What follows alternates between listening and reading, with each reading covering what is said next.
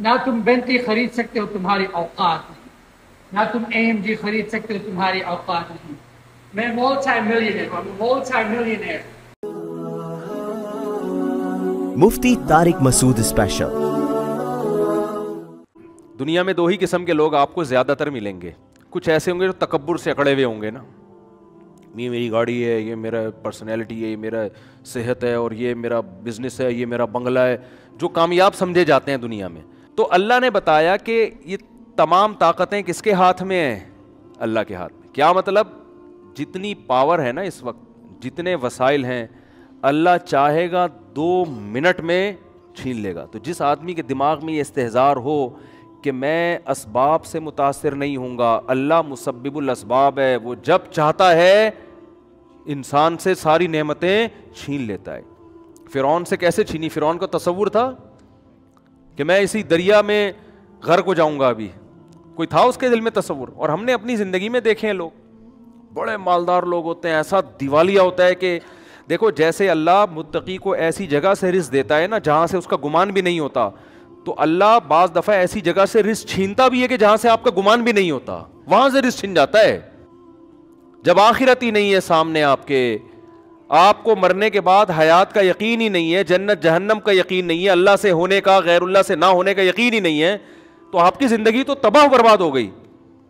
میں وہ تبلیغی جماعت والوں کی مثال لازمی دیتا ہوں. دیکھو اللہ سے ہونے کا یقین کی انہوں نے بڑی خاندانی مثال دی. پچھلے ہفتے ایک تبلیغی جماعت کے ایک سعودی عرب کے عالم آئے ہوئے تھے، مکہ کے عالم تھے. سعودی عرب میں تو تبلیغ پر پابندی لگی، لیکن سعودیہ میں مکہ مدینہ کے بہت سارے عرب وہیں کے پیدائشی وہ تبلیغ میں لگے ہوئے، اور کام کو انہوں نے الحمدللہ اٹھایا ہوا ہے. تو انہوں نے بڑی پیاری مثال دی. انہوں نے کہا دیکھو ہم تو مثال دیتے ہیں نا کہ آگ میں ابراہیم علیہ السلام کو ڈالا گیا مگر آگ نے نہیں جلایا، کیونکہ آگ جلانے میں کس کی محتاج ہے؟ اللہ کے حکم کی. اللہ چاہے گا تو جلے گا، نہیں تو کوئی بھی نہیں جلے گا. انہوں نے ایک اور پیاری مثال دی. انہوں نے کہا دیکھو موسیٰ علیہ السلام دوسرے کنٹری میں، آپ کسی کنٹری میں اجنبی ہو، روزگار نہیں ہے آپ کے پاس، اور آپ کہیں رشتہ لینے کے لیے پہنچ جاتے ہو، کوئی دے گا آپ کو؟ نیشنلٹی بھی نہیں ہے اس کنٹری کی. پھر آپ موسٹ وانٹیڈ بھی ہو، آپ بتاؤ بھائی، یعنی لڑکا آیا آپ سے پوچھنے کے لیے آپ کی بیٹی سے رشتے کا پیغام لے کر، آپ نے کہا کرتے کیا ہو؟ اس نے کہا فی الحال تو کچھ بھی نہیں کرتا، جاب تلاش کر رہا ہوں میں. آپ دو گے ایسے آدمی کو اپنی بیٹی؟ بولو نا.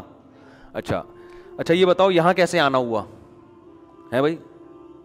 جیسے KPK میں کوئی چلا گیا، KPK والا، یا کراچی میں کوئی آیا KPK سے، آپ پوچھ رہے بھائی کراچی میں کیسے آنا ہوا؟ کہہ رہے وہ KPK میں بندہ مار دیا تھا میں نے، غلطی سے مارا ہے، تو میں یہاں فرار ہو کر آیا ہوں. اب آپ دو گے؟ اب آپ دو گے؟ اس پہ مجھے ایک چٹکلا یاد آ رہا ہے لیکن وہ ادھر ادھر بیان چلا جائے گا. اب تو آپ بالکل بھی نہیں دو گے نا. اب بھائی تم پہ تو ویسے ہی کیس بنا ہوا ہے یار، میں اپنی بیٹی تمہارے حوالے کیسے کر دوں؟ نہ اس کنٹری کے ہو، چلو کراچی اور KPK تو ایک ہی ملک ہے نا، دوسرے ملک سے آئے ہو تو اور عجیب ہو جائے گا. تو ایسے موقع پہ میرے بھائی شادی کے علاوہ دنیا کا ہر کام ہو سکتا ہے آپ کا. آپ جاب شاید کہیں مزدوری پہ آپ کو مل جائے، کچھ بھی ہو سکتا ہے، لیکن اس کنڈیشن میں گراؤنڈ ریئلٹی یہ کہتی ہے کہ آپ کی شادی نہیں ہو سکتی. لیکن موسیٰ علیہ السلام کی ٹھک سے شادی ہوئی ہے، ٹھیک ہے نا. تو انہوں نے بڑی پیاری مثال دی کہ یہ اس کی کتنی بڑی دلیل ہے کہ ہوتا کس سے ہے؟ اللہ سے ہوتا ہے. تو مایوس ہونا ہی نہیں ہے. جس آدمی کے پاس مذہب نہیں ہے وہ جب دیکھتا ہے اسباب کامیابی کے نہیں ہیں تو مایوس ہونا شروع، کہتا اب تو مر گیا، اب تو اور جو اللہ پر ایمان رکھتے ہیں، توکل ہے بھائی، اللہ کامیاب کرنے میں اسباب کا محتاج نہیں ہے. قرآن میں بار بار ایک مضمون بہت زیادہ بیان ہوا ہے، وہ یہ کہ لِكَيْ لَا تَأْسَوْا عَلَىٰ مَا فَاتَكُمْ وَلَا تَفْرَحُوا بِمَا آتَاكُمْ. کتنی بیلنس والی زندگی انسان کی گزرتی ہے. اللہ فرماتے ہیں کہ سب کچھ اللہ کے ہاتھ میں ہے. یہ اللہ تمہیں اس لیے بتا رہا ہے تاکہ کوئی چیز تمہیں نہ ملے تو اس پہ افسوس نہ کرو، اور مل جائے تو اترانے کی کوشش نہ کرو. ہو کیا رہا ہے دنیا میں؟ دنیا میں دو ہی قسم کے لوگ آپ کو زیادہ تر ملیں گے. کچھ ایسے ہوں گے جو تکبر سے اکڑے ہوئے ہوں گے نا، یہ میری گاڑی ہے، یہ میرا پرسنالٹی ہے، یہ میرا صحت ہے، اور یہ میرا بزنس ہے، یہ میرا بنگلہ ہے، جو کامیاب سمجھے جاتے ہیں دنیا میں. وہ ہر وقت کس میں لگے رہیں گے؟ شو بازی میں. وہ پیسہ بھی ہے ان کے پاس, عزت بھی ہے, شہرت بھی ہے, اور ڈینگے مارتے رہیں گے سارا دن بیٹھ کے.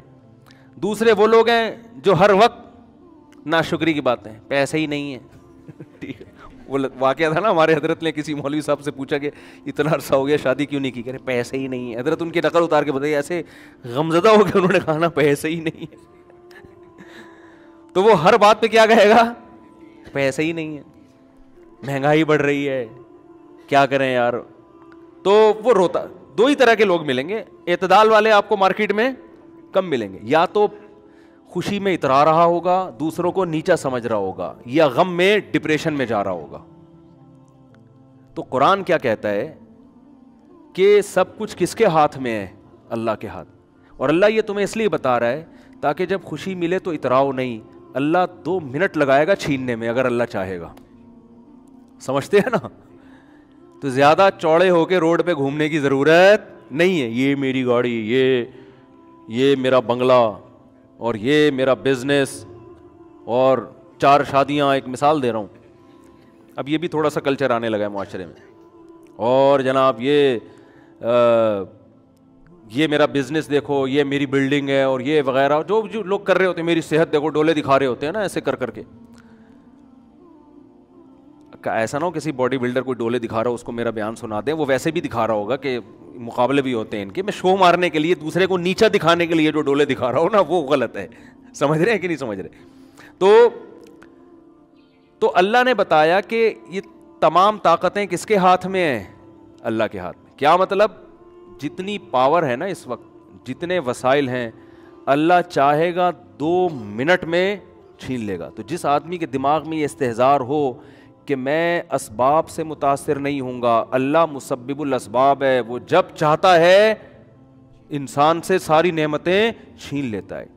فرعون سے کیسے چھینی, فرعون کا تصور تھا کہ میں اسی دریا میں غرق ہو جاؤں گا, ابھی کوئی تھا اس کے دل میں تصور. اور ہم نے اپنی زندگی میں دیکھے ہیں لوگ, بڑے مالدار لوگ ہوتے ہیں, ایسا دیوالیہ ہوتا ہے کہ دیکھو جیسے اللہ متقی کو ایسی جگہ سے رزق دیتا ہے نا جہاں سے اس کا گمان بھی نہیں ہوتا, تو اللہ بعض دفعہ ایسی جگہ سے رزق چھینتا بھی ہے کہ جہاں سے آپ کا گمان بھی نہیں ہوتا, وہاں سے رزق چھن جاتا ہے.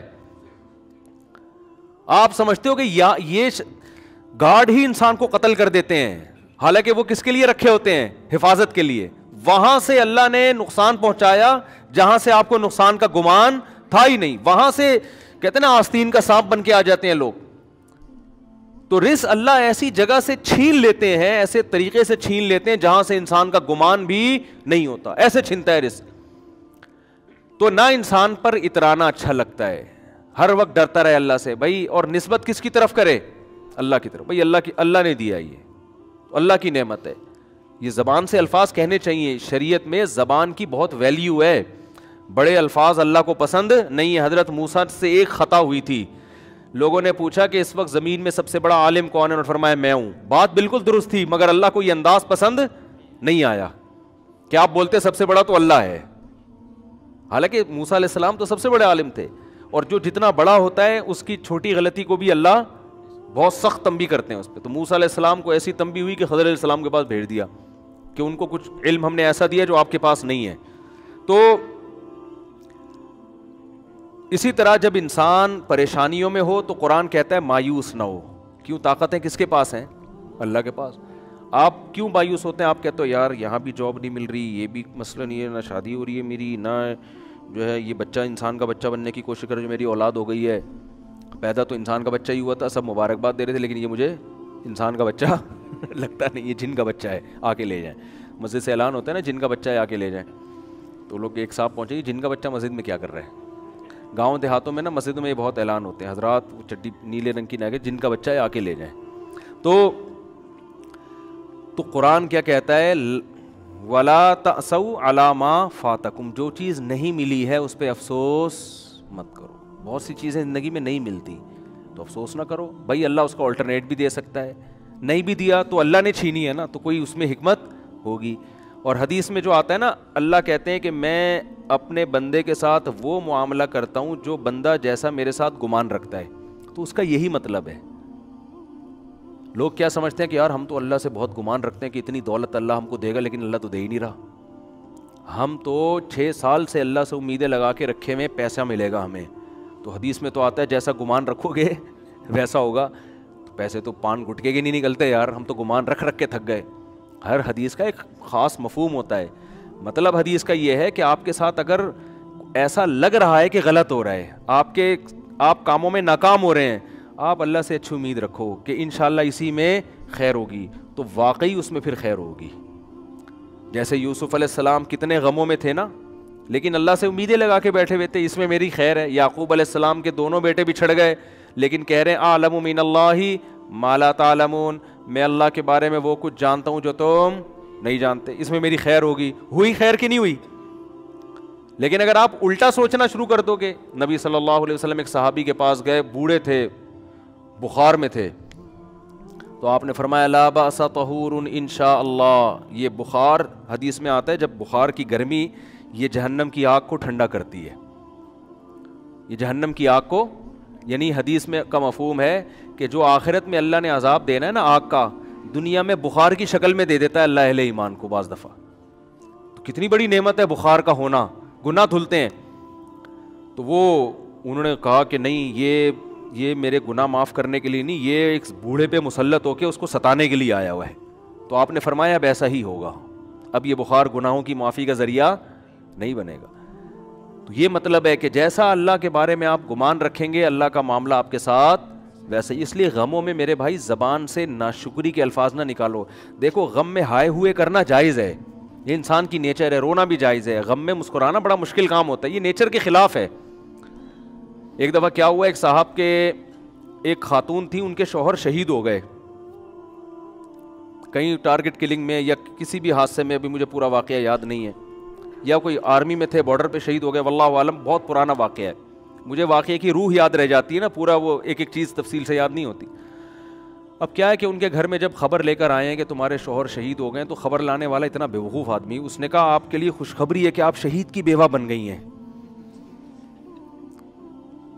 اب اس بیچاری کو مجبور کیا مٹھائی کھاؤ اور مٹھائی کھلاؤ, محلے میں مٹھائیاں بٹوائی جا رہی ہیں. لوگ بھی کہہ رہے ہیں یار ماشاءاللہ دیکھو کیسا حوصلہ ان لوگوں کا کہ شہید پہ خوشی منا رہے ہیں. بھائی ٹھیک ہے, اللہ نے بہت بڑا مقام دے دیا, لیکن چاہے شوہر جنت میں ہی گیا ہو, عورت سے شوہر جدا تو ہو گیا نا. اب وہ بیچاری جو اس کے ریلیٹیو ہے نا, انہوں نے مجھے بتایا کہ وہ رو بھی رہی ہے اور اس کو کہہ رہے ہیں رونا نہیں ہے, رونا نہیں ہے, گناہ ملے گا, گناہ ملے گا. تو یہ کیا ہے, یہ بالکل شریعت کے خلاف تعلیمات ہیں. بھائی اس کو رونے تو بیچاری کو, غم تو ہوا ہے نا, مٹھائی بٹھائی نہیں بنتی ایسے موقع پہ. شہادت بہت بڑا رتبہ ہے, شہید کے لیے ہے نا, وہ مٹھائی کھلائے, ٹھیک ہے نا. تو اس کو تو کھلا نہیں سکتے, قبر میں جا کے لڈو کھلائیں اس کو, اس کے لیے تو ہے. پیچھے رہ جانے والوں کے لیے تو غم ہے نا کہ آپ کا محبوب آپ سے بچھڑ گیا, بھلے جنت میں ہی گیا ہو, آپ سے تو بچھڑ گیا نا.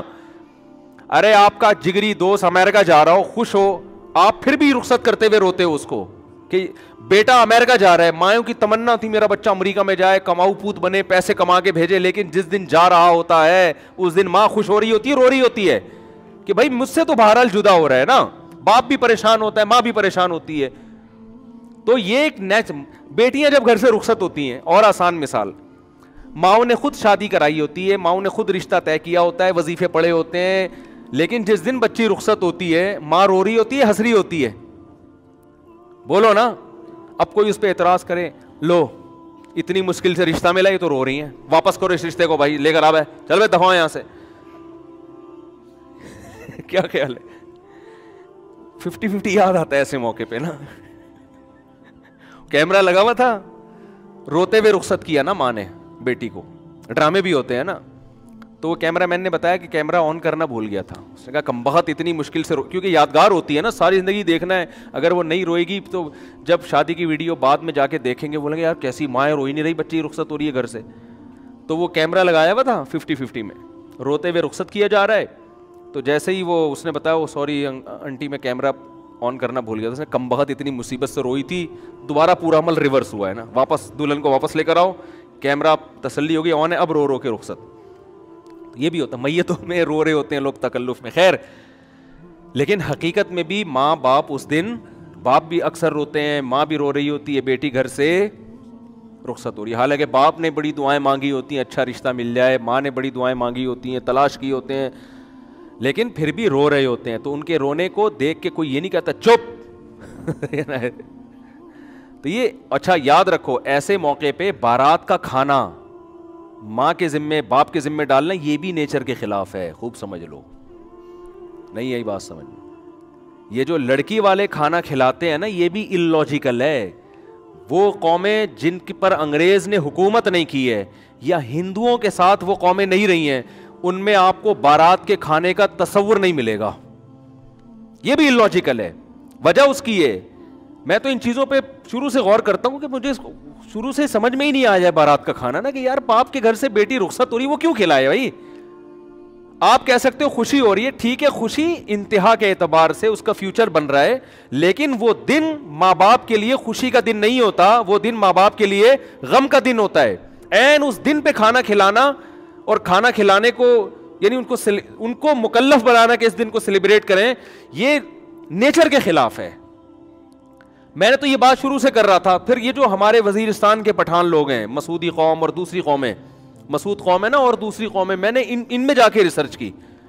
میرے شاگرد بھی ہیں بہت سے وزیرستان کے. میں نے کہا یار تمہارے یہاں بارات کا کھانا, میں نے ان کو اپنا فلسفہ نہیں بتایا کہ میری رائے یہ کہ یار یہ نیچر کے خلاف لگتا ہے مجھے یہ کام, میں نے اپنا نہیں بتایا تاکہ ایسا نہ ہو کہ وہ جو آگے بیان دیں اس میں مجھے خوش کرنے کے لیے کوئی غلط بیانی سے کام لیں. تو میرے شاگرد ہیں وزیرستان کے, انہوں نے بتایا کہ مجھے کہا کہ ہمارے ہاں جب بہن بیٹی رخصت ہوتی ہے تو وہ غم کا دن ہوتا ہے, وہ خوشی کا دن. لڑکا تو کھلاتا ہے کٹے ذبح کر کے, ٹھیک ہے نا, بے شک وہ شادی والے دن ہی کھلائے, تو یہ لڑکا دعوتیں کر رہا ہوتا ہے, لڑکی کا باپ دعوت نہیں کرتا. میں نے کہا دیکھو کیونکہ انگریزوں نے حکومت نہیں کی نا وزیرستان میں, انگریز آیا تھا طبیعت سے پٹ کے گیا تھا. پتہ ہے آپ کو یہ بات؟ آپ کو پتہ ہی کچھ نہیں یار, دنیا میں ہو کیا رہا ہے. گورے نے جب 100 سال ہندوستان پہ حکومت کی ہے تو یہ وزیرستان کے علاقوں میں وہ حکومت نہیں. میں نے ایک کتاب پڑھی, ایک اس زمانے میں گورے کی آرمی میں ایک لیفٹیننٹ تھا, اس نے اپنی کارگزاری بیان کی ہے کہ بہت پرانی, وہ تو بیچارہ دنیا سے چلا گیا ہوگا, تو اس نے کارگزاری بیان کی کہ ہندوستان سے جب ہم آتے تھے نا ادھر KPK سے ہوتے ہوئے ادھر وزیرستان کی طرف آتے تھے تو کتنے پاپڑ یعنی ہمیں بیلنے پڑتے تھے. اس نے بتایا کہ ایسی قوم تھی کہ انگریز جہازوں کی بمباری کر کے ان کے گھر گرا رہے ہوتے تھے, پھر بھی تسلیم نہیں ہوتی تھی. یہ پہاڑوں پہ عورتیں بچے اپنے گھروں کو تباہ ہوتے ہوئے دیکھتے تھے مگر ہتھیار نہیں ڈالتے تھے. یہ اس کے الفاظ ہیں لیفٹیننٹ کے جو میں نے خود پڑھے ہیں, کہ اتنے بہادر لوگ تھے کہ جہازوں کی بمباری ہو رہی ہے, برٹش طیارے آ رہے ہیں, گھروں کو تباہ کر رہے, کہہ رہے ہیں اپنے گھر کے تباہ ہونے کا تماشا دیکھتے تھے, پہاڑوں پہ عورتیں اور بچوں کو لے جاتے تھے بمباری سے بچنے کے لیے, لیکن یہ ہتھیار ڈال کے تسلیم نہیں ہوتے تھے. تو کیا مسئلہ ہے کہ یہ قوم برٹش کے اور انگریزوں کے ماتحت نہیں رہی, لہذا ان میں ابھی بھی جو کلچر ہے نا وہ اسلام کے زیادہ قریب ہے.